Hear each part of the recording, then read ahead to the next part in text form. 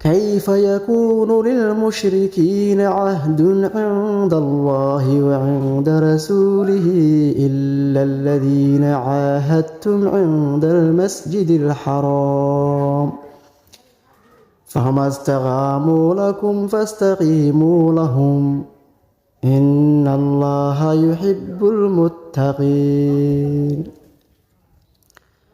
كيف وإن يظهروا عليكم لا يرقبوا فيكم إلا ولا ذمة يرضونكم بأفواههم وتأبى قلوبهم وأكثرهم فاسقون.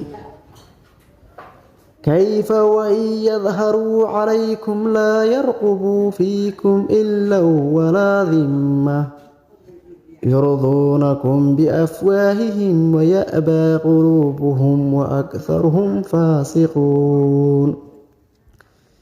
اشتروا بآيات الله ثمنا قليلا فسدوا عن سبيله إنهم ساء ما كانوا يعملون. لا يرقبوا في مؤمن إلا ولا ذمة وأولئك هم المعتدون.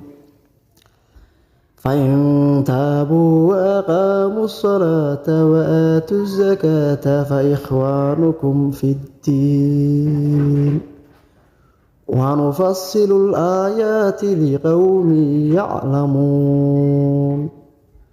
وإن نكثوا أيمانهم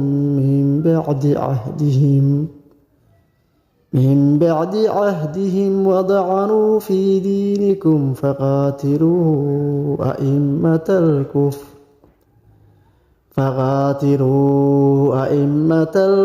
إنهم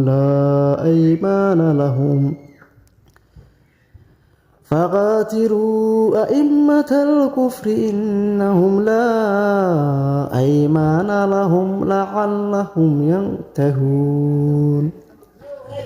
ألا تقاتلون قوما نكثوا أيمانهم وهموا